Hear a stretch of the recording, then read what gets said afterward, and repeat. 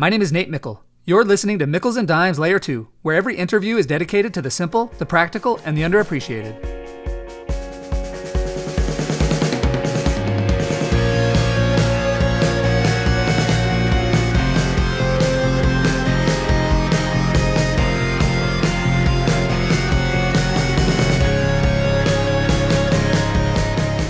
Bryan Porter is a portfolio manager at the hedge fund MIG Capital, and he's been a hedge fund analyst since 2013. Earlier in his career, Bryan spent 3 years at the Carlyle Group in the $14 billion US Buyout fund and was an investment banking analyst at Goldman Sachs. Bryan earned his BS in accounting from the University of Southern California and his MBA from Stanford Business School. But before all of that, Bryan was working at McDonald's, sleeping on couches, in closets, and in cars. Bryan's incredible story borders on unbelievable. In his words, if you ran the experiment of his life 1,000 times, you're going to get 999 gutter balls. But in this in-depth interview with Bryan, he shares his playbook for how he achieved a most improbable comeback. I hope you enjoy learning from Bryan Porter today, because I always do. All right, Bryan, I've been looking forward to this ever since I started doing interviews, because one, I love you, and there's so much about your life that I still don't know. And so I'm excited to hear your story and then just like fill in gaps in kind of my understanding of you. So welcome. And maybe the first thing is, let's hear about your childhood. Let's go to the beginning. Yeah, sure. So I'd say that's probably a feature, not a bug, that there's a lot of holes. As we get into it, it's involved and it's evolved a lot since then. So I was the oldest of four, first generation college grad. When I grew up, we didn't have a lot of money. My dad had a good job that was stable, but didn't make much. My mom worked at 7-Eleven. I remember she'd bring home candy that was expired, and that was like a big highlight. And this is in Utah, right? Yeah. So I grew up in Orem. My parents were divorced at 13, and that was a kind of pivotal moment where, I was sort of in a bubble. I was a mama's boy for sure. Like I remember running home at my first day of school and like it was a pretty big awakening at 13 to kind of go out into the real world. It was a hard time. My parents got married pretty young, 21 and 19. I don't think they really knew themselves. And pretty quickly my mom got married and moved away. So I lived with my dad. He got married really fast, like a couple months, to somebody who I love very much, but she suffered from severe bipolar disorder. I remember 3 weeks after they got married, she came into my room and said, "You're a wedge in my marriage and I will win." Oh my gosh. And, so it was quite a shock. But, I learned how to be adaptive and I learned how to not trigger her. And I spent a lot of time living on friends' couches just to get out of the house. So where did your mom move to? She moved to Salt Lake.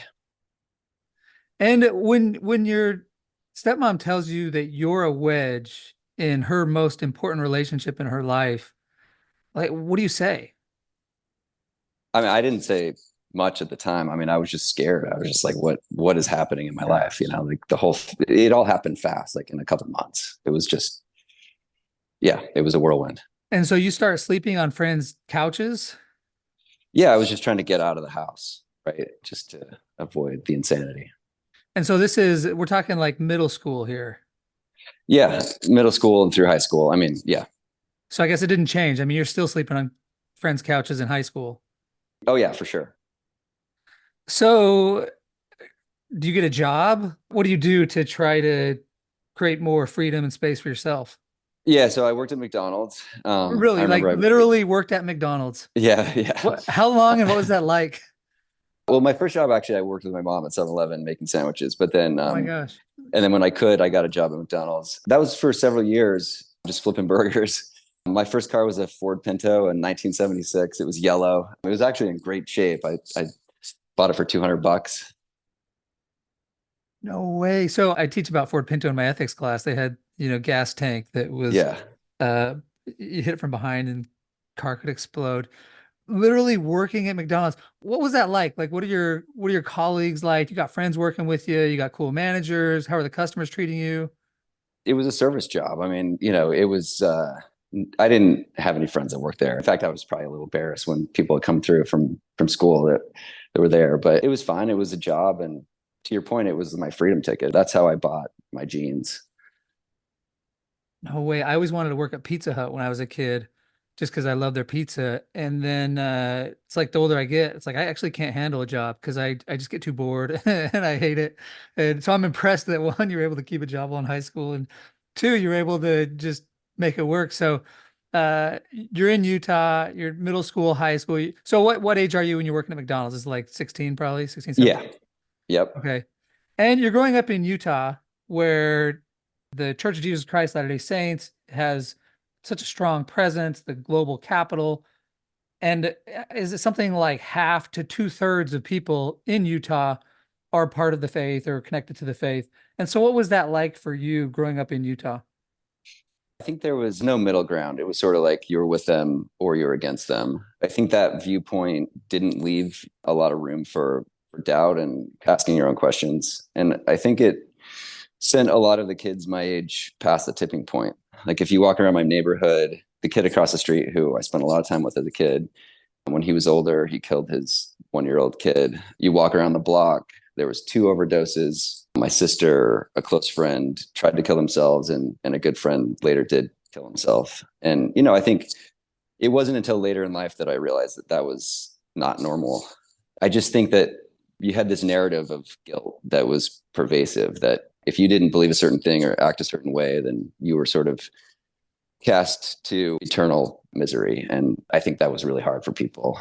The other side of that was I had to kind of come to my own views on this, and it set me up in the long run to do well with what my current path is in investing, because you basically have to come to your own view despite what other people think around you. And I think investing is inherently, you've got to come up with a different view, and you're going to be tested on that view. There's a great quote by Ken Griffin, who was one of the leaders in my field. He coined this phrase, strong convictions loosely held. It's the idea that you do your research and you try to disqualify your hypotheses. And the ideas that withstand this gauntlet are strong opinions, but you never disregard new disconfirming evidence. So they're held loose, even if you believe them strongly. And when evidence does come along that disqualifies that, you have to let it go.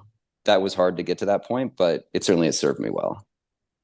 It's so sad and shocking that there's so much trauma going on and what probably outside looking in is like this idyllic Orem neighborhood, right? I'm assuming, you're not in the slums, you're not on the wrong side of the tracks, even in Orem. Is that correct? Yeah, I think so. I don't have a great explanation. I think that there was some complacency around progress in my cohort. Nobody talked about going to college. No one suggested I should do that. I didn't have any friends that went to college.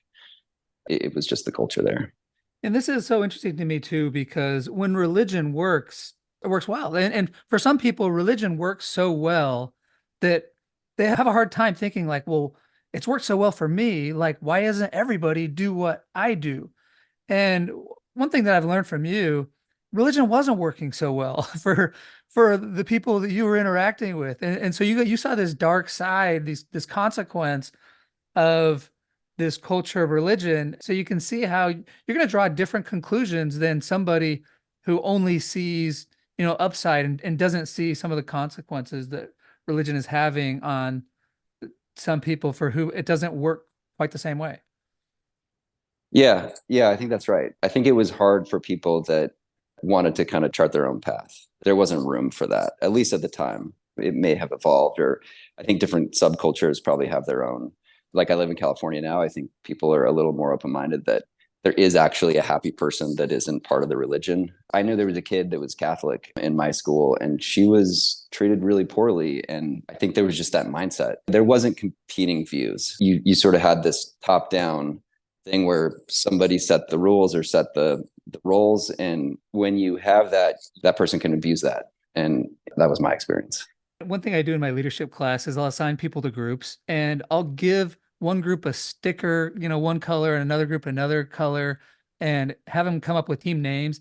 And it's just amazing how quickly people adopt an us versus them mentality. Like we're just tribal. It's part of our psychology, right? And so you can imagine how that works, the tribal nature of humanity in a culture like that. And one thing I love about you is that you talk about how maybe your brain, your mind was shaped from this early experience, but I've known you as an investor, and the investor wants the truth.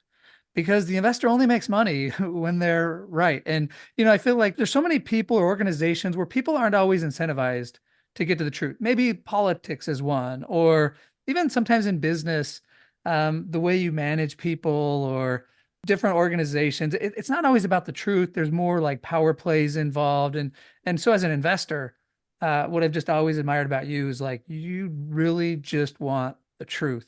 And I love that. And I love talking with investors who have that mindset because it feels like we're able to cut through so much of the noise because you make money when you're right.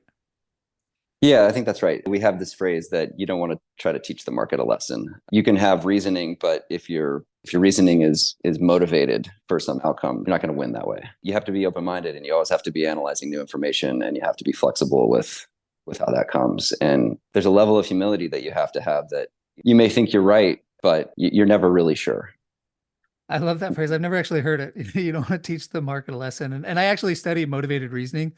And it's this bias where we're prone to come to beliefs or conclusions that we want to be true. We're motivated to reason in particular ways. And that can be very damaging as an investor, especially if you're trying to teach the market a lesson. So, okay, you're sleeping on friends' couches, you're working at McDonald's. I imagine high school then, I don't know, like is high school a priority for you, or are you struggling in high school?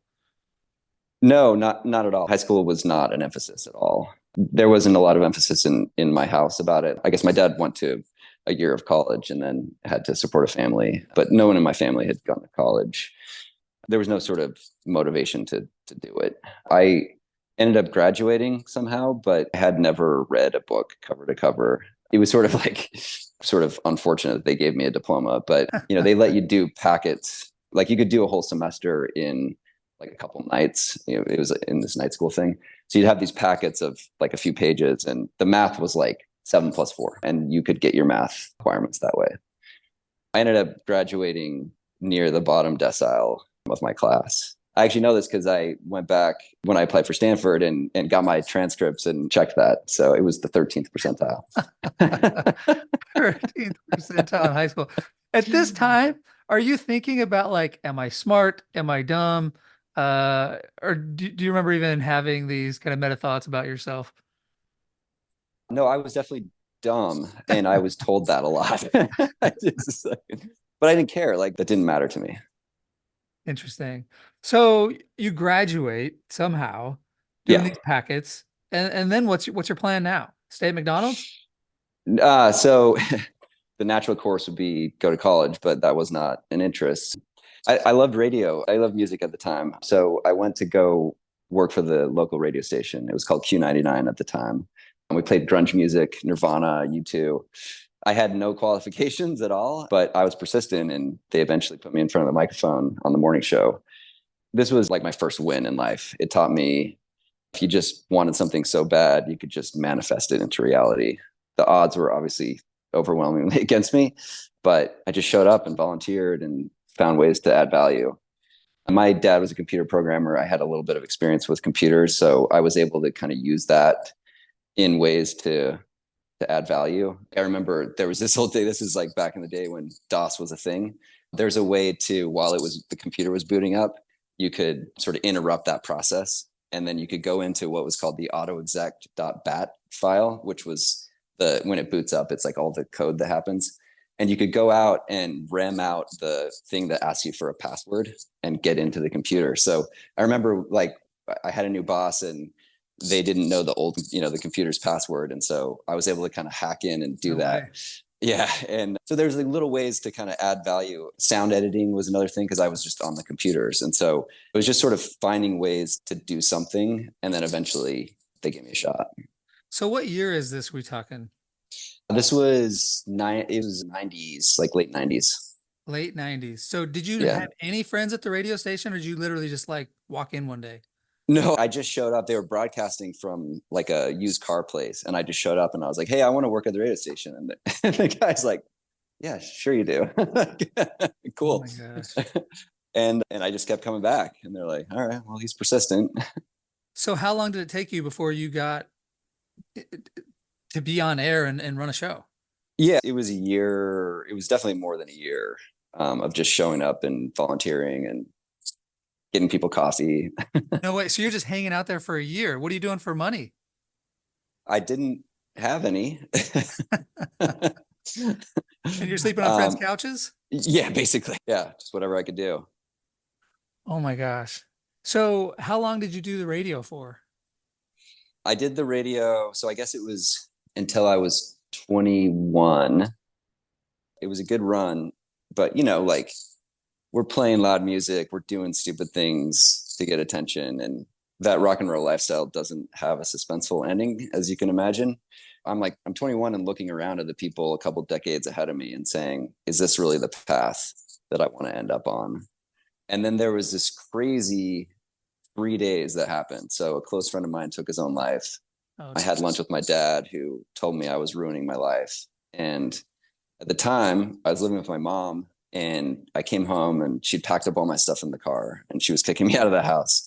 And my stepdad's sitting there blocking my exit, and it looks like he's going to start swinging at me. My mom's crying, and I sort of have to like windmill around him to avoid an altercation. And so I like get out of the house, right? And I'm like, what just happened? And we had a concert that night that I went to, and then I just didn't have any place to go at that point. So slept in the company van that night, and then just slept in the closet at the radio station until I could find something else to do. I think the intensity of those couple of days really made me kind of check what I was doing and what I was supposed to be doing in life. It was pretty clear that I was on a path that was not going to end well for me. So I had to do something pretty traumatic. so your friend takes his life. Is this childhood friend or was this one of your friends that you were hanging out In with a lot? in high school. Yeah. He was a friend from high school. And then your dad tells you you're ruined. He just takes you to lunch one day and just wants to have the heart to heart and tells you to shape up. Yeah, obviously, looking back now, my parents were pretty concerned about my choices, right? Yeah. To get to that point. And And so, I was not a good influence on my siblings. And and at this point, you were living with your mom. I was living with my mom, yeah, in Salt Lake, because the radio station was the Salt Lake based radio station. Okay, so you sleep in the van, and now you're like, okay, I got to do something. So what? Like, what do you do after well, you wake up that next morning? You've got nowhere to go. You're making Yeah. some money from the radio station, but that's not At the this life point, you yeah. want. Yeah. Yeah. So what do you do? So I think this just there was a year transition period where I was trying to figure it out. So I worked for a while at the radio station, but then that became clear that I had to shut that down. Like I had to just go away from that. So I quit the job. I stopped listening to music. It was too much of a reminder of that life. And then I just went on an exploration. I went in nature. I explored Buddhism, and I explored Mormonism again, and ultimately came to the conclusion that I had to make a big change. And I was still at the age where I could do a Mormon mission. And that was something that I think it was so all encompassing that it could help me sort of make this huge 180 in life. Well, I'm really intrigued by a couple things there. But the music. So you like go cold turkey because you were all into like the grunge scene, the alternative. Yeah. So you just because some people say like, oh, okay, I'll stop working at the radio station. But I'm not going to like throw out all my music. But you shut it down. Yeah, I had to. I think from that perspective, I had to sort of I just had to go a different direction. There's this great quote by Bill Gates. He said, if you realize you're heading the wrong way, even if you're 90% of the way there, you need to turn around. That's, I think, easy to say, but it's really like this sunk cost fallacy is real, right? But like the analogy is like, imagine you're going to a game and you're 9.5 miles into a 10-mile journey and you're like, oh, I'm actually going the wrong way. You're not like, I'm going to go do that last half a mile because like you just realize you're headed the wrong direction. I got to get to the game. So I think it was just a matter of making a really hard U-turn, and anything that wasn't serving me, I had to sort of say like, I was grateful for what that did for me at the time, but it's no longer serving me. And I was I was not in a place of strength. And so I needed all the I need to bias everything I could for me. Do you listen to music today? Or if like you're in the car and a song comes on from that time period, will you like change the station or you just not listen to music? You're dialed into some sort of podcast or something. Mostly podcasts, yeah, mostly earnings calls at this point. But yeah, so this was like 21. I was probably 25 or 6 before I ever went back and listened to any kind of music. I ripped the radio out of my car. Just Wow. like, yeah. So when I was in high school, I would go through these phases where I loved rap music. And so I would get the edited rap songs by the clean version, but inevitably some of the unedited versions work their way in. And then you're listening to a whole bunch of edit. And so then I throw out all the music, but then like, oh, I can get an edited version and you get edited versions work their way back in. So I kind of went through this process a few times, but it sounds like you were more successful. You just, you did it once and you're pretty much done. Okay, so you explore Buddhism and Mormonism. You're like, okay, this is a change. I go, it's to be a missionary, like that's a change. So that's what you decide to do. Yes, I certainly had the foundation from my childhood, and that was helpful.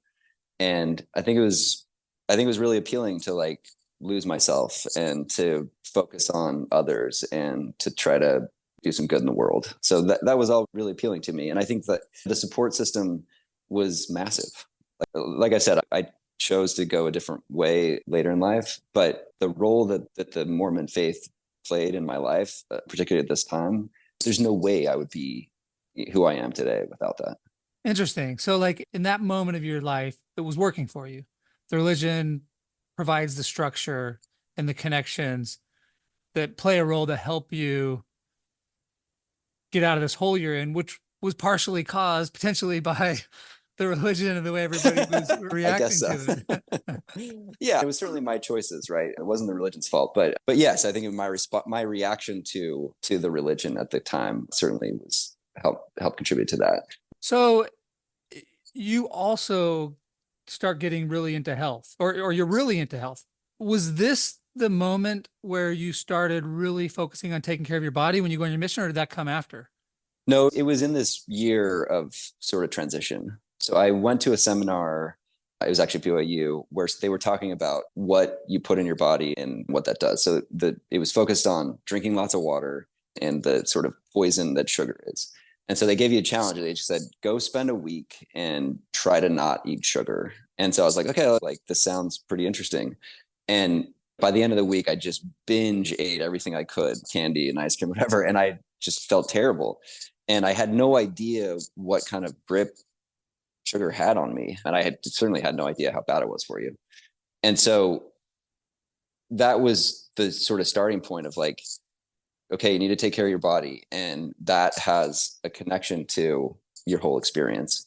And yeah, and then so over time, I think I continued to add protocols as I've learned them. But that was the starting point.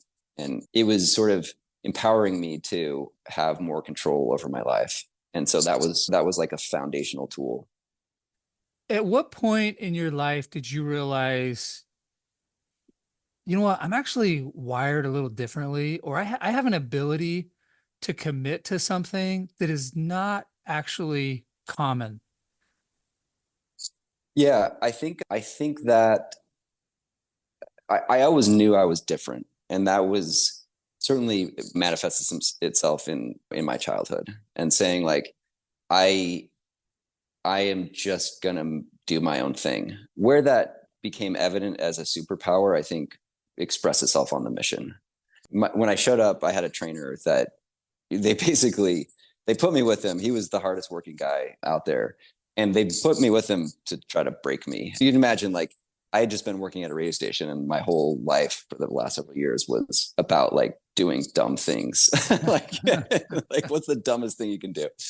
And so I had not sort of grown up from that. And so that was a harsh reality. And being in New Jersey, that was not a forgiving place. Like that's a serious place. So he worked me really hard. I remember our area was a couple miles away from our apartment, and instead of taking the bus, we would walk. And it didn't matter if it was raining. One time through a tornado, we walked, and we worked really hard. We got up at 6:30 and we worked until 10, and we did that every day except for a 7.5 hour break in the middle of the week. That certainly set the bar for me for the rest of my life. That was that was the formula about how to get what you want. And I think that became the superpower. So it's on the mission where you especially realize like, wow, I can channel this commitment, this motivation into something that can really improve my life. And at the time, like you're just trying to help, you're doing it all for just trying to help other people. Yeah, that was the great thing, right? Is like you got a ton of results from that in terms of being able to express that outside of yourself. So that was a super positive feedback loop. What's the crime like in New Jersey back when you were serving? So this was at a time when they still had the projects there. So it was really bad. I was in the inner cities, Jersey City, Newark, East Orange, Patterson. Inside of these projects, it was just square blocks and miles of hellscape. You'd have places where the cops wouldn't go. We'd have cops come up to us and be like, do you need a ride out of here? Like, what are you doing? Yeah. But, I always felt safe. People watched out for you. I had lots of people tell me that if anybody messed with them, that they would shoot them. So I always felt pretty good. But I think that there's a perspective that I certainly didn't have growing up in Utah. Like most of the kids lived with their grandma. Everybody had a family member that had been killed or was in jail. And I think people just thought about it. Like I named my son after one of my mentees, their Budgie. And he was like, life is just different for you. I don't have the same opportunities. They thought about crime as a like expected value formula. Like in America, you have a 90% chance of getting away with stealing a car and 50% chance of getting away with murder. So I think there was just like, it's just a different mentality. Like if you don't have a career to worry about, you don't have a family around, you're optimizing for what you have available. And watching, yeah, and learning from role models. Right. Exactly. And seeking out friendships and support. And okay, so you were in East Orange, bordered Newark, and this was about the time of Y2K. Yeah, right. So at the time later in my mission, in sort of my last 6 months or so, so Y2K comes along and there was a sect there. They call themselves the 5%ers, and they believed on December 31st, 99, that their God was going to come and enslave the Americans for their role in slavery. So my landlord sat on the top of our building with a shotgun to protect us. It was crazy. But this was still like less than 2 years from 9/11. And we certainly heard this anti-American sentiment that was happening. Several of the hijackers were there in New Jersey and in the areas where I served. So yeah, it was a crazy time. So you're serving there. What are your responsibilities as a missionary there? In East Orange, we had a little branch, something like 20 to 40 people would show up any given Sunday. We didn't have enough to support a normal building, so we rented space in the Baptist church. So we would baptize people under the stained glass mural of the Black Jesus in the Baptist church. It was pretty cool. So the branch president was Roger Newman, who was a pivotal person in the story. So I was his counselor, and I got to work with him very closely. I'd never had exposure to someone that was this capable. So he was the president of a company called the Paramount Group. It's one of the largest commercial real estate companies in New York. And he was absolutely my hero. Like I wanted to be him. So he was really pivotal on my path forward. So at the end of my mission, I'm thinking about what I want to do. And this whole time, you're not allowed to travel into New York, right? You have the area where you have to stay in. So I would look out and look at Manhattan across the skyline. And I'm sitting here with like crack files that we're standing on and in New Jersey, and then looking at Manhattan, and that place was opportunity. But like at the time, I'm almost to turn 24. I have no education. It just seemed completely overwhelming to imagine. But I knew that energy and I wanted it. So on my way out of town, Roger Newman takes me on a tour to some of the buildings that he owned. One of the buildings was the Time Warner. They had just bought AOL, which spectacularly was one of the worst acquisitions in history. They owned the building that Nickelodeon was in. So we got to tour the studios. Wow. And I think that was really interesting because it kind of made me say, like, am I going to go back to the entertainment space? And the answer was like, clearly no. And then he took us to the Goldman Sachs training facility. So like you go there, and this was in July, and this was like at a time when the analyst training was happening there. So you just had all this energy with the people there, and they had this huge screen with stock market updates that are flying around. And Roger says, if you want to work on Wall Street, Goldman is the best. Like, that's the place to go. And so right there, I just promised myself, I'm going to return to this place and I'm going to be an analyst at Goldman. So that ended up to be the next 6 years of my life, and really singular dedication. 6 years. Okay. A couple things. First, do you still keep in touch with Roger today? I did. We sort of lost track, but we did. And then 6 years, I didn't know it was 6 years from the time that you finish your mission. It takes you 6 years to get to Goldman. So what are you doing? So I'm 24, right? And I don't have any education. I'm in debt. Like I owed about $5,000 that was necessary to get me out to my mission. So I had a little hole to climb out of, right? So I just basically, I came back and started saving for college I would like knock on people's doors and say, hey, can I wash your windows? I lived with my grandparents, but they didn't have an extra room for me. So I just slept in their van. Oh my gosh. This was in Utah. So it got cold at night. So I like ran a wire out there with a space heater, and my grandma was like, she was just like, every morning she'd be like, is he a popsicle today? But, I had to teach myself. I remember in college, I went to a community college to start. And I remember somebody gave an answer, something about an atom. And I was like, how did you know that? And he's like, high school, dude. What are you talking about? So I had to go back and learn which order to put in the numerator and the denominator to use a calculator. So there's this guy, Nils van der Poel, who has the world record for the 5K and the 10K ice skating. And he's got this really great framework. He published this document after he got these records, and he told him how he did it.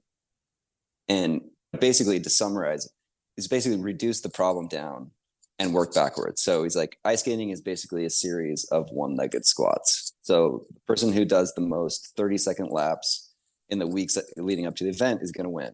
These are like 6-minute and 12-minute events. So you'd think training for that, you just go out and do sprints, right? But what he did is he did years of 7 hours a day on a bike to build the base, the aerobic base. And he actually only got on the ice 3 weeks before his event.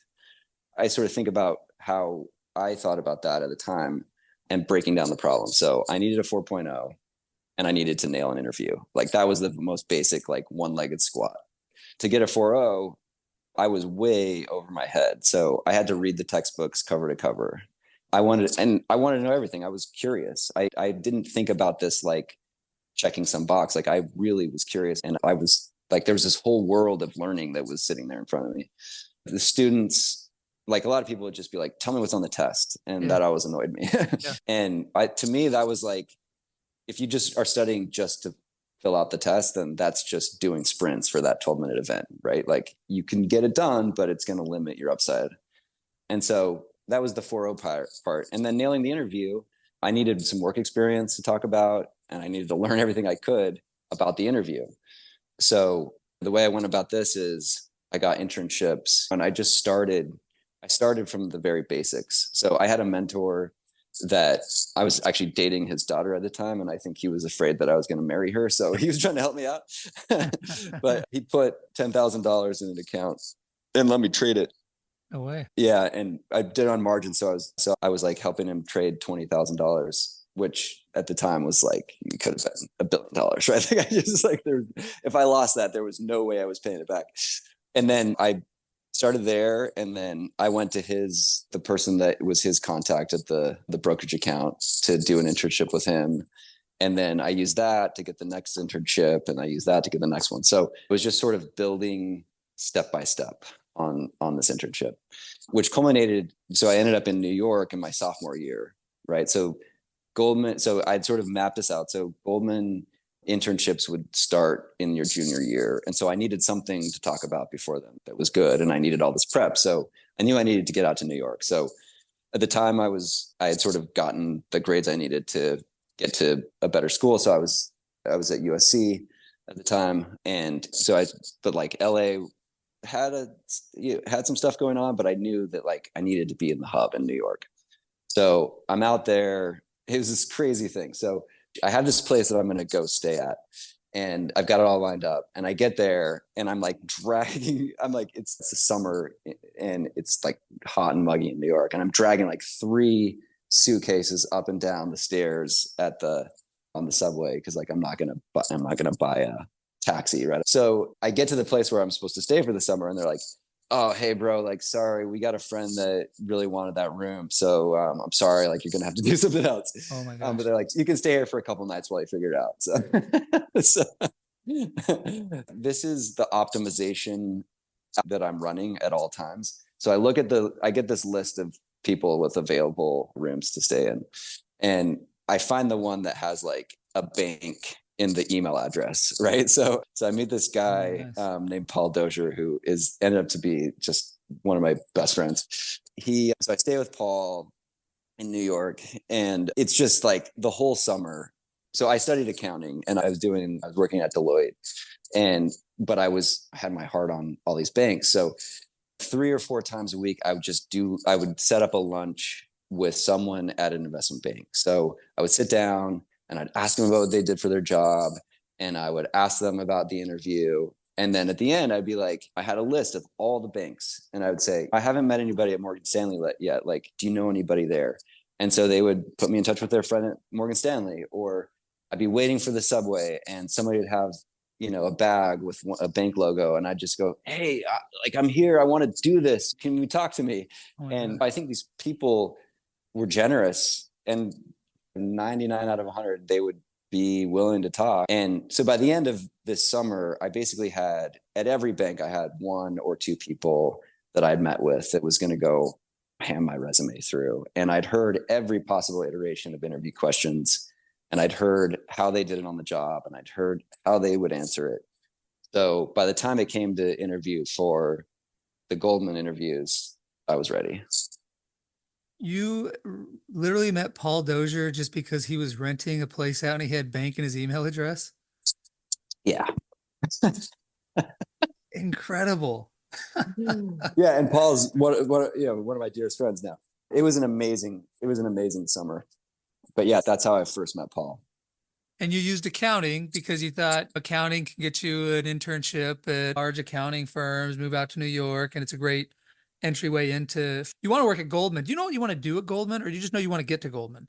I had no idea what Goldman even was. Nobody around me knew what Goldman was. When I would tell people, most of the people didn't know what it was, and the few that did were like, "What are you talking? Like, you're not going to work at Goldman. What are you talking? You're crazy." So no, I had no idea. Roger Newman in New York, while we were sitting there at the Goldman building, was like, "What you need to do is go study accounting." And I was like, okay. If you would have told me to go learn a different language, I would have, right? He was just like, everything. You're Roger Newman. But it's funny because accounting is what they say is the language of business. And unlike finance, like a lot of people that work at these places studied finance.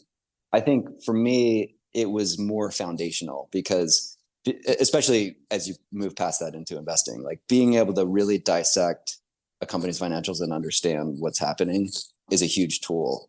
Finance itself is certainly a skill set that you need, but I think it's easier to learn that on the job than the real technical stuff of accounting. So you're at USC. You love football. How many USC football games? You're at the Coliseum every weekend, right? And actually that's one of the ways we met. Let me just share this. I haven't shared too much about how we met yet. My wife is friends with your wife, Mary. And my wife tells me that Mary's married to this guy, Bryan, and they just live across the courtyard, and he loves football. And he loves like strategizing football. And I'm like, well, hey, I love football too. So that's pretty cool. So that's how we got to know each other. Was my memory is like the very first time I met you, we started chatting like football, and you like had binders of like plays and strategy. So you must have, picked this up at USC, right? Yeah. So my strategy during college was I had one purpose, which was go work at Goldman Sachs. So I didn't ever go to any USC football games. Hold on. They had some pretty good teams. Yeah. This was the Liner, Reggie Bush days. The philosophy, I think at the time was that was going to be 6 hours of yield loss. And it wasn't necessarily about the 6 hours, but it was more about the discipline that I had all through the whole week of saying, I'm focused on one thing and that's a distraction. So I'm not going to do it. That certainly limited the amount of time I had for friends or for anything for that matter. But yeah, it was a singular purpose. And I think sort of digging myself from where I was, that's what I felt like I needed to do.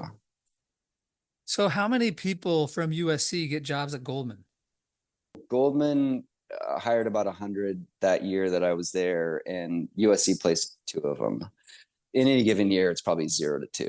Yeah. So I think that was sort of the point, is knowing that this is a moonshot. I had to be as prepared as I could, and I couldn't leave anything sort of undone. So you say, so you're ready for the interview. You made all the context. You've got every interview question. You go for the interview, you nail it. What's that like when they say, "Hey, it's yours"? Yeah, it was amazing. I'll never forget going through that process. So I had the interview.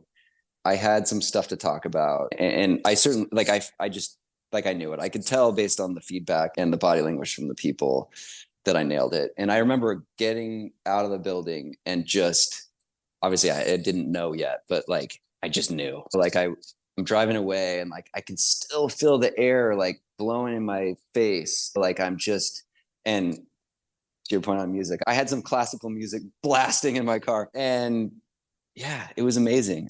Here was 6 years of it was amazing. It was probably it was the biggest leap of my life, for sure. And I've done some things since then that I'm proud of, but to me, that was the biggest sort of leap. Everything else was more incremental. With a Goldman job, that was a lot easier to trade that up to a Carlyle job. And from there, getting into Stanford. And so, yeah, that was my big break. Were you interviewing at the same place that you had seen with Roger all those years ago? Or did you end up working at that building? Did you end up training there? So because I was at SC, the internship was for LA. So I did the internship there, and then for the full-time job, transferred to New York. Interesting. So, so the internship and the interview was in LA? In LA, yeah. And then eventually you did end up going out to New York as well. I did, yeah. And I went back to that spot where I was. And yeah, it was quite a moment. You just mentioned that from Goldman, it leads to Carlyle, Stanford, and now what you're doing. But what is really interesting to me is you figured out your playbook. And now you just run your playbook, and you know the outcome as long as you stick to your playbook, and you know you're pretty good at sticking to your playbook too. Yeah, this was certainly the formula that sort of came out of that. It was, you set some ridiculous goal that's way far out in the future, but you embody that reality with perfect clarity, and you just become it, right? You smell it, you taste it, you live it, and your brain doesn't know the difference. I think people vastly underestimate what they can do in a 5-year or 10-year time frame, and vastly overestimate what they can do in a 6-month and 12-month time frame. That's where being persistent and being willing to do the work is a big differentiator. People are not patient. They want the results now. The interview process and the process to show up to classes was just being so prepared and training that the game day is a lot easier than practice. That's something Nick Saban would say. We talked about this. You break down the problem into its reduction form, and you work backwards and optimize it. And you double click on each constraint, and you practice until it's no longer a constraint. There's this concept in endurance training where you have any one thing could be your limiter that's holding you back. So it might be your VO2 max. It might be your muscular endurance. It might be your endurance base and ability to create ATP from fat. That's like the superpower. And you can go through, it could be your lungs capacity to absorb oxygen and get it into your blood system. And that's like capillary densities. You train each of these separately until that's not the constraint anymore. But if you go out and you don't train that weak point, that's going to be your limiter. So you're actually, when you think you're training everything in like a full, like a race setting, you're actually just training that one part. So that's such an interesting way to think of it. Find your limiter, and that's what you've got to conquer before you can do anything else. Yeah, because that's always going to be the thing that holds you back.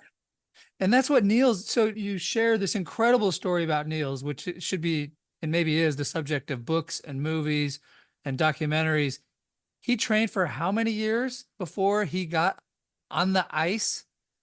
So he started out when he was younger. He was a competitive ice skater. So he had some ability, he had some experience. Yeah, so he had the technical skills, and it is very technical to be able to do. But the big factor was being able to do very high levels of effort. For like a max effort at 12 minutes is extremely hard. So he took a couple of years off to join the military. And when he came back from that, he decided that he wanted to go after the world record. So it was several years of effort at doing 7 hours a day of base building. And there's a real like technical reason why you want to do that, because as you build your aerobic base, that creates the mitochondria density that burns fat. That also has, in the context of doing a 12-minute effort, allows you to absorb lactate, which typically builds up and limits your performance. So it was really the effort that you put in, the hard work, that is not necessarily relevant to that event, that enables the event to happen. Yeah. It's a little bit like making practice so hard that the game day is easy. And I experienced that. I remember I had a high school basketball coach that was this way, and then Bronco Mendenhall was the same way. And it's like, man, you get to the game, and the game was the reward. And it's like, I'm just going to run the script, and it's easy at this point. And in fact, my very first game at BYU, I remember I was scripted for like it was like the first or second play of the game, pass to me. And I was like, am I going to catch it? Or am I going to drop it? Like, I've caught a lot of balls in practice, but I don't know till I'm in. And then the play comes, throws it to me, and it was so easy. I caught it. I was like, this is a piece of cake. And so it's like, I love this idea of finding your limiter, which for me was just being able to catch well. And then once I did that, it was just easy. Find your limiter, and that's what you got to train. And you figured out this playbook for you. This was your formula that gets you to Goldman and beyond. Yeah. And you grew up, it's like, okay, well, what kind of ground were you planted in? Yeah. Look, I think if you run my childhood 1,000 times, you're going to get 999 gutter balls, right? Like that I would never want that for anybody, but it gave me this sort of foundation of being a survivor, right? And there's this analogy of being an orchid or a weed, and an orchid requires just the right amount of water and just the right amount of sunlight, and not just this perfect environment.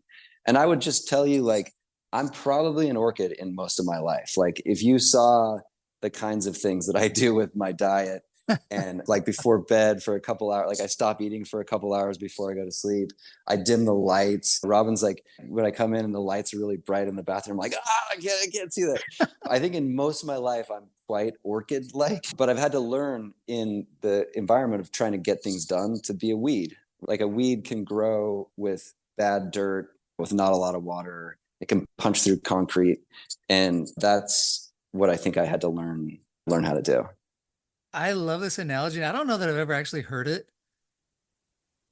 but what a great way to think. Do I want to be an orchid, or do I want to be a weed? And yeah, outside looking in, maybe it's cool to be the orchid. It's cool that I don't have to work hard, but really at the end of the day, you want to be able to thrive no matter what. And it's cool that you admit that even though your life is so orchid-like in so many ways, it's that foundation. And really, yeah, it's like an orchid, but it's still the weed coming through that has got you freaking out when you go into a regularly lit room at 9:30 at night, right? Right. Okay, well, maybe this is a good point then to talk a little bit about health, because well, let me say this. 8 months ago, I injured my back, and I just didn't take care of it. I just kept pushing through, and I thought, oh, it'll get better, it'll get better, it'll get better. And it didn't, and it didn't, and it didn't until one day I woke up and I couldn't walk. I couldn't stand up. And so I was in bed for 2 weeks, basically, except for when I like crawled to the bathroom, or my wife wheeled me into my classroom so I could teach for an hour and a half, and then just come home and melt down.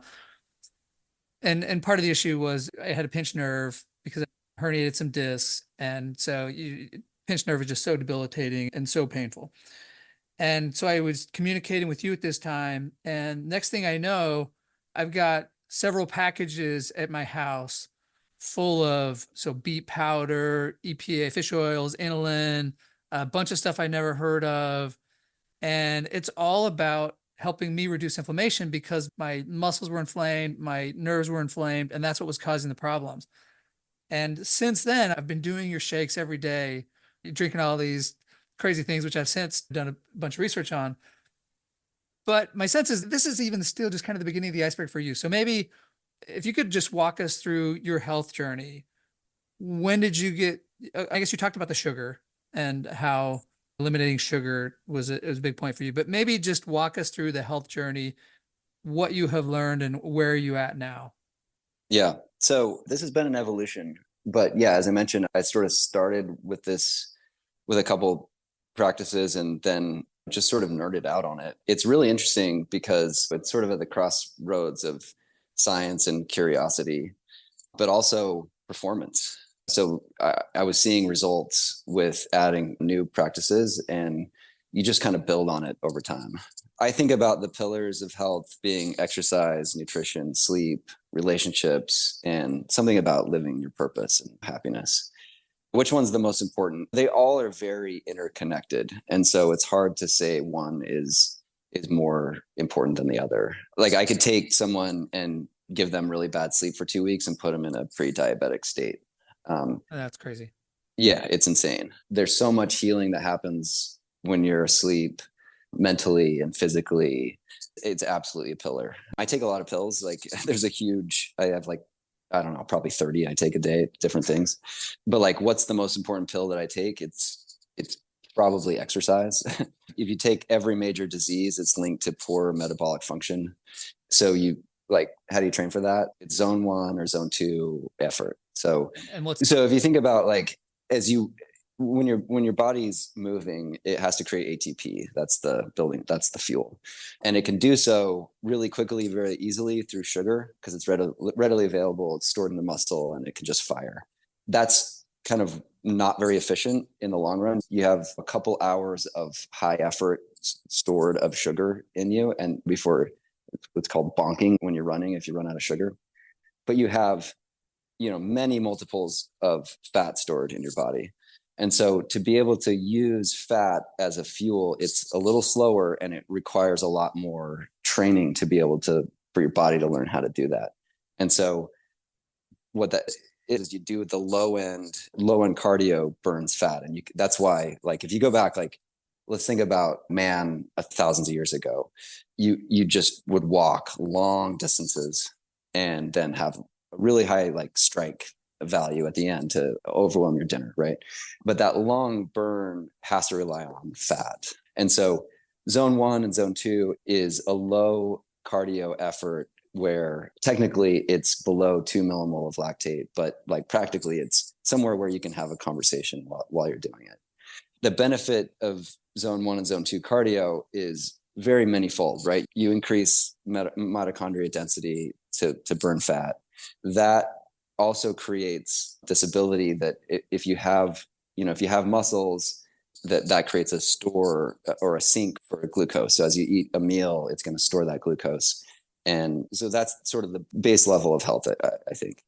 The mindset of go hard or go home it's just wrong. Like going really hard in an effort is just burning sugar, and it's not training your body how to build this mitochondria function.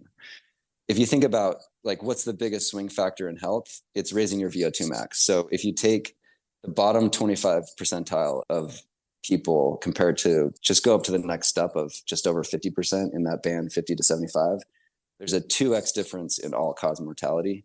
And from the bottom 25th percentile to the elite level, like the top 2%, there's a 5x difference in all cause mortality. There's just not an intervention medically. There's no like surgery or anything that can do this. As an investor, if you can consistently earn 10, 12, 15%, you understand the effects of compounding. And so to talk about a 5x difference. This is exponentially better. Yeah. And obviously to get to that point, that means like many hours of training. And so it's not just having the VO2 max, it's Yeah. building the capacity to do it. Okay, so what does that look like for you? Zone 1, zone 2 each week?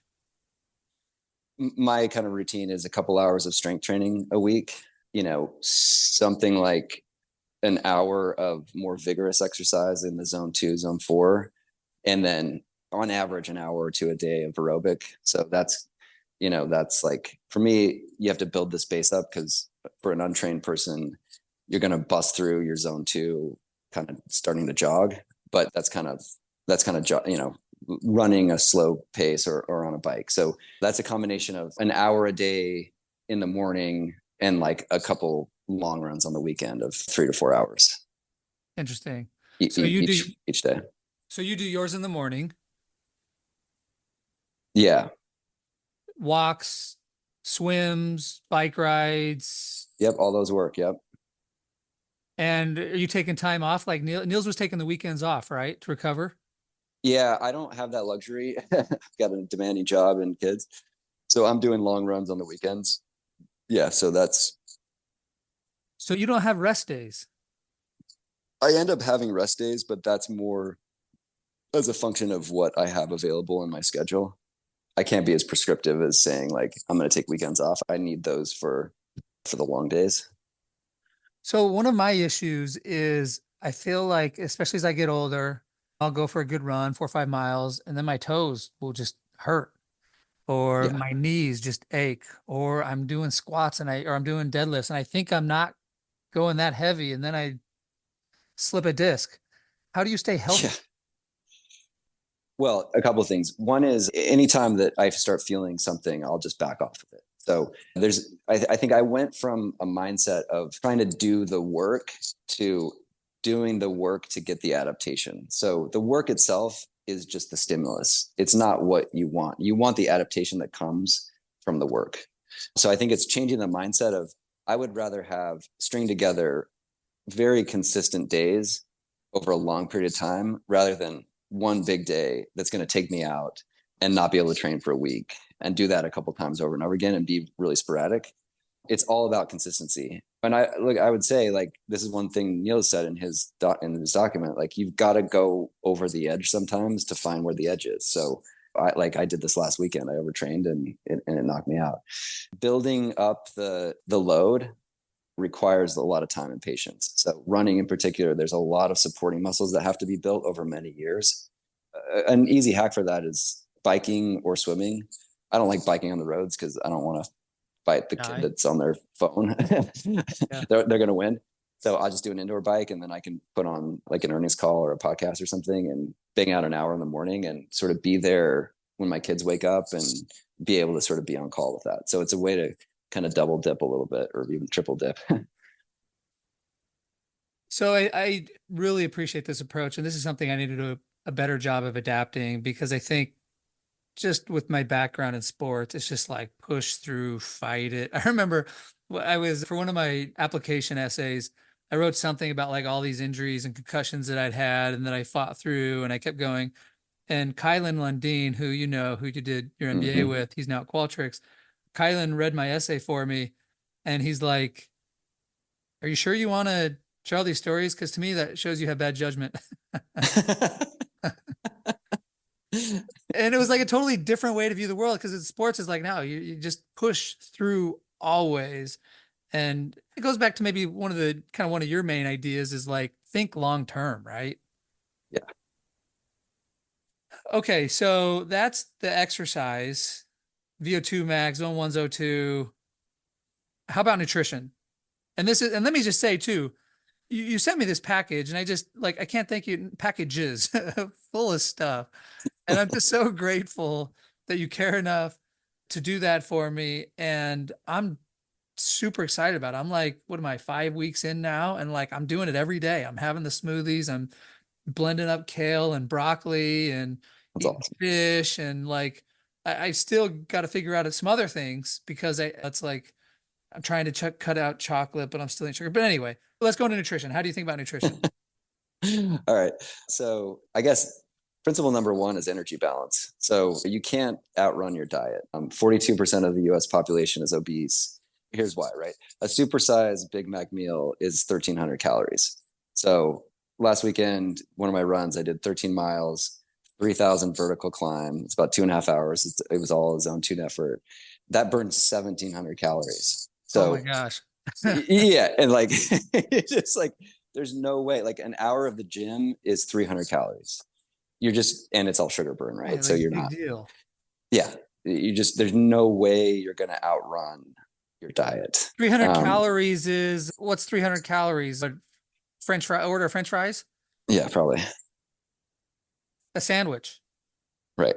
Yeah. Okay. So you can't, I love that phrase. You can't outrun your diet. Because that's what people think, right? Like, oh, I'll just exercise more. I can eat whatever I want as Yeah. long as I exercise. No, you got to work on the equation of the input. That's with many years and decades of practice with this. I sort of had this mindset that food is fuel. That makes it easier as thinking about it like an input. But yeah, it's like you got to have that mindset. Okay. Food is fuel. And this is something I remember years ago when I first met you. Keisha told me, like, I think Bryan just drinks all of his food. So that's definitely not true. I don't actually like vegetables, even though I consume lots of them. But the hack is just doing it like I drink them, right? I don't have patience to sit there and chew them, and I don't actually like them. So I think the hack is blending them up. And if you add, like I do like a ratio of 2/3 vegetables and a third like mixed berries, and add like a couple tablespoons of olive oil, and that's like a huge nutrient dense meal that has a ton of fiber. You want over 30 grams of fiber a day if you can. And then what I do is I'll add protein to that to like plug what I'm eating for my meal. So one of the other principles is as you get older, you lose muscle as you age. So starting at 30, you lose about 1% of your muscle mass per year. And that increases to about 5% in your 80s. So there's this really kind of tragic study that was done, and it took elderly people, they worked them out for a year and then put them on bed rest for a week. And in that week, they lost all the muscle mass that they had developed in the prior year. Oh my Yeah. gosh. So in addition to the strength training that we talked about, the objective is 1 gram of protein per pound of body weight that you have. To do that, you have a maximum of about 50 grams, 40 to 50 grams of protein per meal that you can absorb every several hours. So for every meal, I'm trying to get that 50. So what I'll do is I'll eat my meal, if it's eggs and quinoa or whatever it is, and then I'll take the veggie smoothie, so I have that, and then plug with a protein shake to get to 50 for that meal. How many meals are you having a day? 3. Are you drinking? So I don't, well, let me ask you, that shake that you make with 2/3 veggies, you get some kale, some mixed greens, some broccoli, some fruit, some olive oil. How many of those are you drinking a day? Are you just drinking that once a day? Yeah, so I'll do like 30 to 50 ounces of that mix plus the protein powder, and I'll drink that through the day. So, that'll probably be spread between breakfast and lunch. Okay, so the shake you're kind of doing throughout the day, and then each meal you're trying to get 50 grams of protein. So Yeah. the staple in each meal is the protein. That's the one thing I'm really solving for. Plus the fact that I'm making sure to get my fiber and veggies and stuff through the shake. Okay. And so how do you get that much protein? And this is something I'm struggling with. I've started eating tuna, but I don't want to eat tuna every day because you don't want to Yeah. get too much mercury. So I eat a couple times a Yeah. week. How are you Yeah. getting 50 grams of protein per meal? Yes, salmon's a better option than tuna. If you can really want to dig deep, you can get like the smaller fish because the mercury travels up the food chain. So the like mackerels and stuff are better for that. Really kind of being creative about understanding what protein is in anything. Like quinoa is a great source of protein. It's also a source of grains. You get, a lot of like organs when I can, like hearts and livers is really nutrient dense. Okay, hold Chicken. up right there. I have some liver in my fridge. That's awesome. I bought some liver. Organ meat is not something we do a lot in the United States, or at least most of us don't. It's a miss. Okay, so how often are you eating heart, liver, etc.? As often as Robin will let me. I chase her out of town most meals. The other thing I do is fermented fruit, the foods, and that helps your. So four servings of fermented foods. Interesting. 4 servings. So you're having like sauerkraut 4 times Yeah, a day? no, it's just 4 servings. So I'll get like a Four big servings. healthy chunk in like with eggs or something or whatever I'm eating. And just to be specific, you've got to get the stuff that is like comes in the fridge. It can't be the shelf stable stuff because then it kills all the bugs. Okay. And how do you like, how's your health now?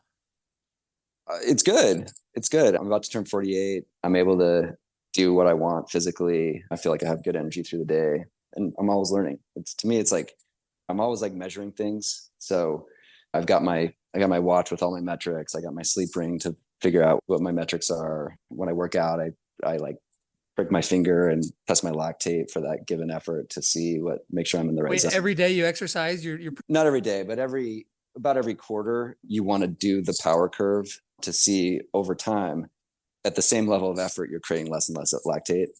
And that shows that you're getting more effective at burning fat. So one thing I hear from you is, even though I've only been doing my shakes for 5 weeks now, I don't need to worry too much about sprinting. It's just I got to be I got to tap into compounding. I've got to let this thing compound over time, right? Yeah. Yeah, that's right. The low end consistent effort is going to be the biggest bang for your buck. In an article I just published, we talk about power of compounding. And the example that I use in the paper is, would you take $1 billion, or would you take a penny doubled 64 times? A penny on a chessboard, double it for every square. And it's like all of us, our intuition says like, oh, for sure, I'll take $1 billion. And you would have made the wrong deal because it's like several hundred billion just by doubling a penny 64 times. Yeah. Yeah. No, I think health is definitely one of the power of compounding elements. Like, again, it's going to feed back into all these other parts of your life. If you're taking care of your diet and your exercise, you're going to be sleeping better. That's going to affect your happiness, and it's going to feed back into your ability to think and be good at what you do at your job. And it's going to make you a better parent, better friend. Do you ever feel tempted to like go to Cheesecake Factory and just eat a bunch of bread on like a weekend? What has been surprising is that as I've dialed up my endurance training is you just have to eat a lot of carbs. I try to do whole grains and whole foods and less kind of starchy processed stuff. So it's not really that tempting to me. Because you're But still getting whole grains. I do get it. Yeah, I do get a lot of carbs. When you're working, when you're doing lots of endurance, you need it. So the same kind of playbook that you've used to get you to Goldman and beyond, just learning about how serious you take diet, nutrition, sleep, relationships, and purpose, like you're just running the same playbook, and you're applying kind of that same commitment to health, and you said something, food as fuel. So you said that helps you. Do you ever just want to soak it up and enjoy, just like, to say a nice meal? Like, I'm sure you have plenty of nice meals, but you probably have just like trained yourself to redefine nice. Yeah, I guess so. Like, I think having some good salmon and some quinoa, like, I don't know, maybe I've just totally sold myself a bag of goods, but I do enjoy it. Okay, so one thing that I think is interesting, we've run through a lot of your life. You got to Goldman, but your story doesn't end at Goldman, because I haven't even met you yet in the chronology, right? So Right. what's it like at Goldman, and how do you start thinking about your future? Yeah, it's a very high charging place, which was awesome. Like that's what I signed up for. I was there in 2006 to 2008. So the first year was sort of the best of times and then the worst of times. It was during the global financial crisis. So the division I worked at was leverage finance. So we issued loans to companies, and then the world just sort of got turned upside down and there was no new loan issuance. So my boss dragged me over to a newly formed group. They raised $10 billion in like a couple of weeks to go buy distressed loans back. So it was cool. Like we got to underwrite and buy some of the loans back that we issued. But, you know, it was crazy. Like this was at the time Lehman blew up during this time period. And I had a couple interesting sort of peeks under the hood at this. One was a deal that we brought to the investment committee in 2007 before the world had blown up for a company called R.J. O'Brien. They basically, it was like an exchange for grains, and they took the float that they earned, like the excess cash that they, you know, their working capital, and reinvested it in high yield debt. And the CFO was trying to tell us like that this was this huge innovation of their growth, was like buying these super risky loans. And that ended up to be like 75+% of their earnings. And our committee like laughed us out of the room. And at the time, I just didn't appreciate what that meant. And the company that ended up doing the underwriting was Lehman. And a couple of quarters after this company raised the debt, they ended up bankrupt. So you sort of saw this was like, oh, those guys have a different risk tolerance. And then when I was at Carlyle later, I remember when things really blew up, we tapped all of our revolvers. We have these lines of credit that are undrawn, and we called all our banks and said, give us all the commitments. And everyone else was doing that at the same time because they were worried that these banks weren't going to be able to make whole. And Lehman never funded. So we knew a couple of weeks before it happened that they were going to go away. Okay, a couple things, and I need to go back even a little bit more. You didn't really know what you were getting into at Goldman, at least in the beginning. I imagine once you started networking your way with all those bankers, you started getting a sense for what you would be doing at Goldman. Is that correct? Or yeah, oh yeah, for sure. Yeah, by the time I got through the sophomore sort of prep phase, I had a really good handle of what the job was. And what was that first job at Goldman? So it was in the leverage finance group, which was kind of cool. You can break investment banking down from the different kinds of products that or services that they offer. So a typical investment banking offering would be, you're trying to go acquire a company. And so we're going to give you advisory services and valuation analysis on this target and help negotiate a deal. Or you're trying to sell your company. And so we're going to go out and find your buyers, and we're going to put it together a document that shows the company background and projections, and then go market it just like a real estate broker would do and take a commission in that process.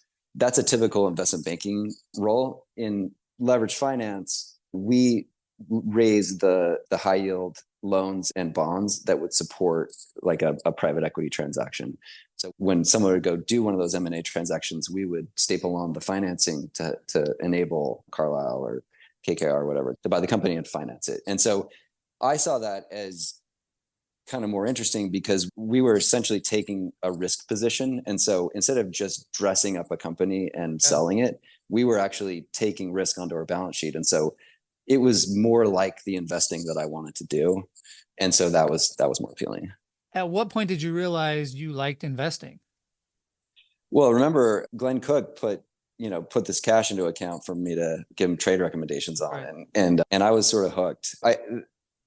Through the process of interview prep, I heard a lot of people talking about private equity and how cool that was. And without really understanding what it was, I think it was just what people were excited about. And so you just sort of drawn magnetically to that. And they sit at such an interesting sort of central location for information flow. Like they have these big funds, they can go get lots of information that you can't get in the public markets, right? Because they're doing private transactions. So they can commission consultants to do all kinds of studies to try to figure out what's happening in these situations. The companies that they own, they get to sit on the board, they get to talk to management whenever they want.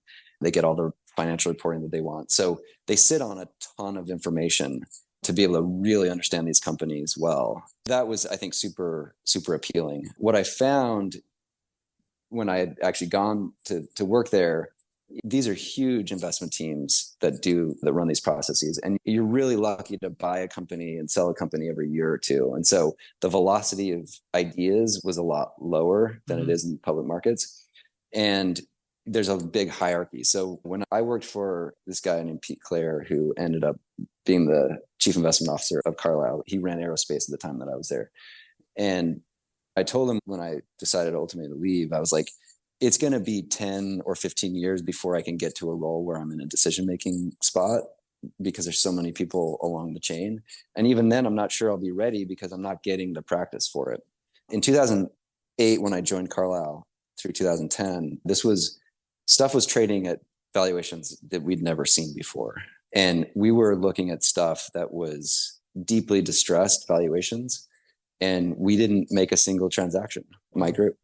And so it was like, that was the best buying opportunity of our lifetime. and we didn't do it. And so fast forward to training, working in the public markets, it just allows you to express your ideas and be curious and be able to sort of be intellectually curious at all times. So you were at Goldman for how many years? 2. 2 years, and you left Yeah. Goldman to go to Carlyle? Yeah. And what's the difference, high level view, for people who don't know the difference between Goldman or Carlyle, who've never heard of these firms? Well, Goldman is an advisor, other than they did have a principal group, which I worked for. And then Carlyle is the actual principal. So they're the ones making the investment decision. So it's a difference between, like, if you think about a real estate transaction, the broker that's bundling up and selling the house versus like the investor that's coming along and taking control and hiring management and making the changes they need and then eventually selling it. And so how did you end up at Carlyle running your, I know what you did. You ran your same playbook to some degree, but yeah, what was that transition like from Goldman to Carlyle? Well, this is, as I said, this is a much more kind of incremental change than the first one to go to Goldman. There was a pretty steady pipeline of people coming out of the bulge bracket banks into bulge bracket private equity firms. So it was a pretty typical thing because I was working in a group that was financing deals for private equity. The sort of like LBO math and justification was sort of pretty well understood. And so it was, it was more sort of incremental for sure. When you're working at McDonald's, you're a radio DJ, you have no connection to Goldman. Once you get to Goldman, the connection to Carlyle is like, it's like orchid. Obviously you're working hard, you're crushing it. The connection's there, right? Yeah, we were advising these people. So like, it wasn't uncommon for my peer group to go work for a private equity shop that they had done a deal with. And so you're realizing how much you love the finance. You want to get more exposure. You want to get more practice. You want to express your ideas sooner. And so is that why you decide to go to MBA school? At what point did you realize you want to work for a hedge fund? And so you need an MBA for that? Like, what happened there? Yeah, this was really hard. I sort of labored over this for many years before I ultimately came to the conclusion that I did. If you would have asked me at the end of the Carlyle experience, so they basically have this process where they have a 2-year program and then they kick you out, which is the same as Goldman. It's sort of just like a point in time program. I would have said 80% likely I would want to go back to private equity. And through the process of business school, like one of the primary objectives, the primary objectives was to win a flag football season. That was number one. Number two was one of your few failures, one of your few goals you accomplished. Thanks to me. Yeah, we lost you. Yeah, we lost you in the championship game. That was unfortunate. And then everybody's hamstrings were pulled in the second year. So, but it was just to try to figure out this question, like which path do you want to go down? And the hedge funds were inherently much more risky proposition, like because you didn't have all these people to fall back on. The job wasn't primarily about being part of this process. It was like you had to go essentially eat what you kill, right? Like and so you were being judged on your performance, and I didn't know if I was going to be any good at it. Like I had never done it before. So having 2 years of business school experience where you could go spend a lot of time investigating this stuff was huge. But even by the end of that, I went back to Carlyle for a year. I thought that I wanted to do it. And I think through that process of experiencing through my own time and just curiosity during business school, and then going back to Carlyle and being reminded sort of what that process was, that's kind of ultimately was like that contrast. So at Carlyle, you get back to, let's go to the GSB real quick. So you get into Stanford MBA program. One thing I noticed about you at Stanford is you had friends, of course, and you knew a lot of your colleagues, but you weren't attending all the networking events. You weren't attending the watch parties of the different games going on. You're kind of doing your own thing, which was kind of unique. This was me outside looking in as a law student at Stanford. So many of my friends that were MBAs, they were the typical MBAs in the sense that they loved to hang out. It was all about networking, but it just seemed like you took a different approach. Yeah, like I think I was older than my peers. I had more sort of Mm. life experience and I knew what I wanted. Like I had a very specific question that I was trying to answer. And I think the nature of the investing world is different than it would be in like a typical business setting, like where you're doing deals with people or you are networking for a job that like you're sort of climbing this ladder. The MBA, the administration part of the MBA, like there's very little of that in my seat. So I think it was probably a combination of having some more life experience and also just narrowly focused on this question. And so like this was the same thing of like the 6 hours it was going to cost me to go to a USC football game was like that hour plus the next hour plus the next hour, the networking thing was just going to be a distraction to ultimately figuring this out of what I wanted to do. And so I didn't have the luxury when I was working full time to go just spend hours thinking about investing in the public markets and trying it myself. And so this was kind of a golden opportunity to be able to do that. So at any point, did you doubt yourself in this process? Honestly, no, I think I was just too ignorant. I also had my ride or die best friend, Adam Lawson, who was there for the play by play. He was a huge support. You met him. He was the one who At the officiated wedding. when I Yeah. married Robin. Yeah. Total superhuman. He was chasing an impossible dream of breaking into Hollywood, and I followed him to LA when I transferred to USC. You know, it was a lonely road sometimes, and he was the only person who really understood what I was trying to do. Even though the goals were in very different disciplines, we were both trying to jump the Grand Canyon. And so we regularly connected and built each other up. And, you know, those conversations looking back were huge. I mean, he really just made me feel like I could walk through any wall. He was trying to make it in Hollywood and you're trying to make it in the finance world. Yeah, we grew up next. He was next door. I didn't really ever hang out with him because he was younger, but he was sort of always around. And you know, when I was getting ready to go on my mission, we were doing that prep together and just became really close. And we stayed in touch. And and then you know, when he was going off to LA, I was like, this is perfect. I want to be in a big city.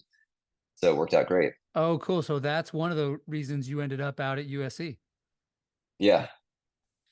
So another thing that I thought we'd at least have to talk about was the flag football.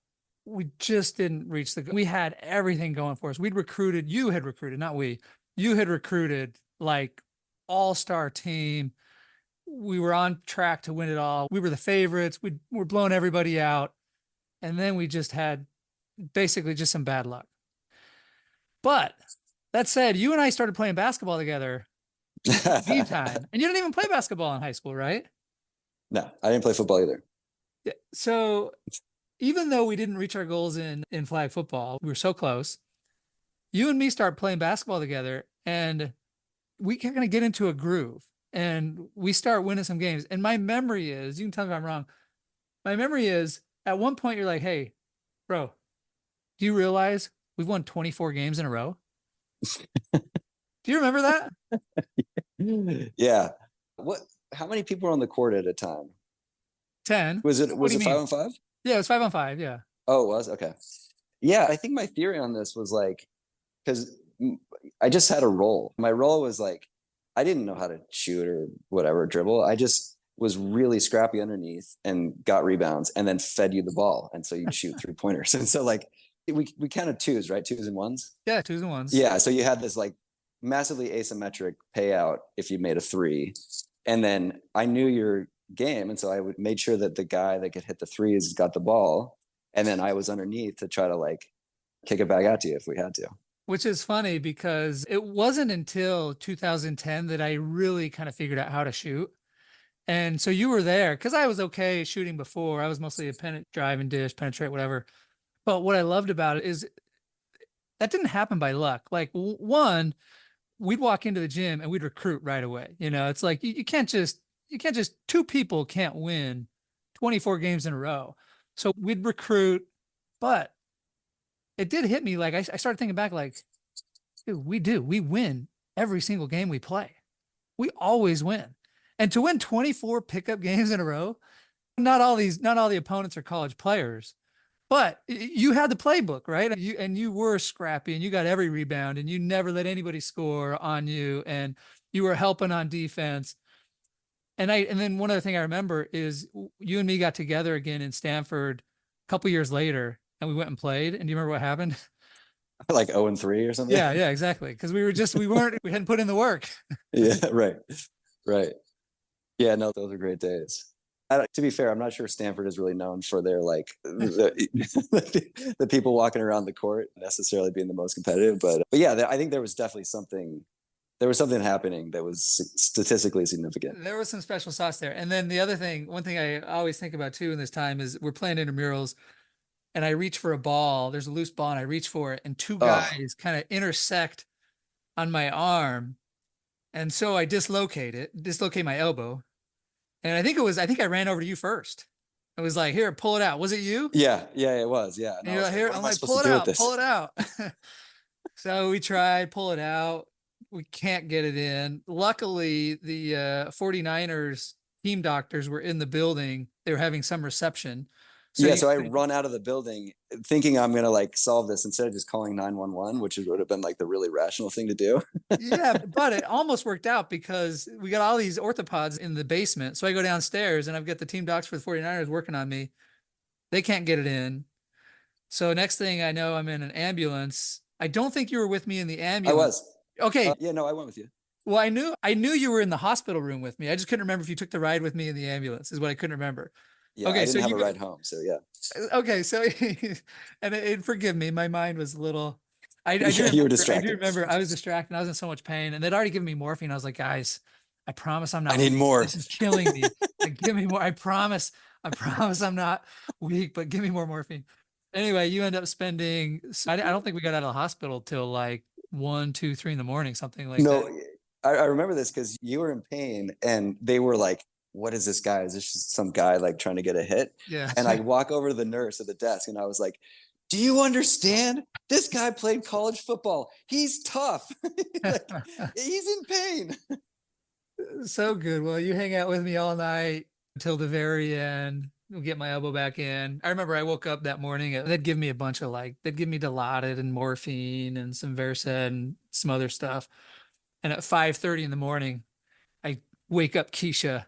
I said, Keisha, I feel like $1 million. And she's like, go back to bed. Put that sling back on. Yeah, exactly. So last question. We're almost at time here. You finish at Goldman and then you get you make the next incremental step. You go back to Carlyle, but then you get into the hedge fund world. So what do you call yourself being in the hedge fund world? You're not a hedge funder. What do you call yourself? I was an analyst before I was a portfolio manager. So now you were an analyst at a hedge fund and now you're a portfolio manager at a hedge fund. And what do you do now? Very similar things, which is part of what's great about this is very similar things that I was doing during business school. You form a hypothesis and you track it down and you try to disqualify that thesis, and whatever can withstand the gauntlet is probably a decent idea. And you do that and you're trying to get new ideas in the book and you're trying to trade back and forth between the stuff that you have and what you're excited about and replacing that with better ideas. So yeah, I think it's like, it's always being curious. It's always asking questions. And it's really like trying to thread the needle of being confident about your ideas, but not falling in love with them, that you're not seeing the truth. You said something there that's really interesting. A number of things, but you try to disqualify, and that's so hard to do because we're way more prone to confirm what we believe rather than trying to disconfirm what we believe. Yeah. It's something. When I was in college, I read the biography of Darwin, and people thought that he was not the smartest scientist, but he was definitely the most methodical. And what he would do is he would vigorously try to disqualify his hypotheses. And that really stuck with me. But that's right. It's mentally exhausting, I think, sometimes. Yeah. Because you kind of have to always check yourself. One practice that I do when I get really excited about a name, you spend a lot of time sort of drilling dry wells. You you get something that you like, and then you figure out that like you're wrong about it and you move on. And you do that over and over again. And then when you find something that you really like, you're like, I can really see the ball here and I'm really excited about it. And I always spend a couple days at the end of that process, like just trying to take the other side. What am I wrong about? Like what does the other person see that I don't see? Because you're trading against really smart people. I like probably a lot smarter than me. I think one thing, knowing what your biases are is really important. And I think having some life experience, failing really hard is an important part of the mindset of knowing, controlling your emotions. And you're going to get things wrong sometimes. So you have to be able to pick yourself up and stay balanced. So I'm rereading right now Poor Charlie's Almanac, the Mm-hmm. book about Charlie Munger. So I read it 2018, loved it, and I was like, man, I want to go study that again. So I'm like studying like 5 to 10 pages a day. And he talks about That's the cool. importance of models and mental models. And he says there's like 100 mental models out there. You really got to have a decent grasp of if you want to succeed in the world. And I really appreciate kind of the investor mindset, your approach of like just want to get at the truth. And so that's one of the things I admire about you among many. So as we're wrapping up here, Bryan, any final things you want to share before we cut this off? Yeah, I guess you just sort of have to say, like, is it worth it? I spent a lot of my life with a very narrow focus, and I would say it's not free. I think you have to. I think there's, to some extent, it's a gamble, right? I've sacrificed a lot of family vacations, limited time for friends and family. One of my mentors, Glenn Cook, he said, money doesn't buy you happiness, but being poor will make you miserable. Huh. There's this great story of this guy named Ed Thorpe, who was a mathematician. He used to count cards in Vegas, and then he got ran out of town by the mafia. And later he figured out the Black-Scholes formula for pricing options before Black-Scholes did it. But unlike them, he didn't publish it. They won a Nobel Prize, and he just made a lot of money using the formula. And so I think to some extent you kind of have to ask yourself what you're in it for and what your motivation is, because that's gonna kind of be a fork in the road. But if you choose you want to go this route, I would just say be excellent at what you do. Be really present with whatever it is you're doing. So be really good at your job and don't get distracted during the day so you can get your work done and get home with your family. And then when you're there, don't think about work. Be present. Put your phone away. Make them feel like they're the most important thing for you. Well, this has been so much fun for me. I've learned a bunch. I can't wait to listen to it again. I took a bunch of notes. I admire you, I respect you, and I love the playbook, right? You developed a playbook. Now, knowing is not the same as doing, and so you have an incredible amount of discipline, motivation as well. But it's so cool to hear your story. And one of my biggest takeaways is, man, so much better to be a weed. Like, eh, so much better to be able to thrive no matter where you're at than to be what was it, the orchid Yeah. that is delicate and sensitive. So anyway, man, I really appreciate your time. This was so much fun.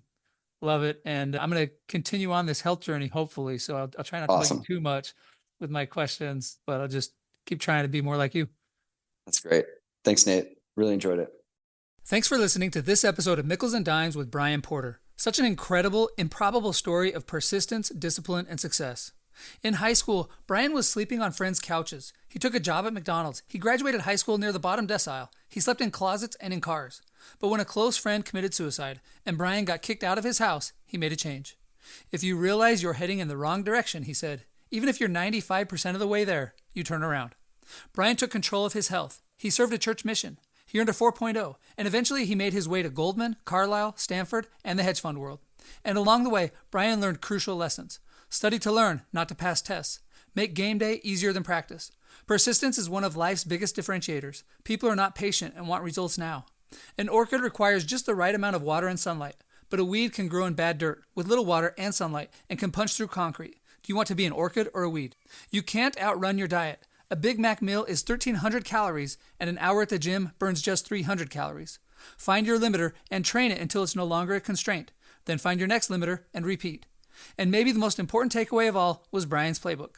Set some ridiculous goal that's far out in the future, and then embody that reality with perfect clarity and become it. Smell it, taste it, live it. and your brain won't know the difference. And then just persist. People overestimate what they can do in a 6-month time frame, but underestimate what they can do in a 6-year time frame if they persist. It's a simple idea. Please take it seriously.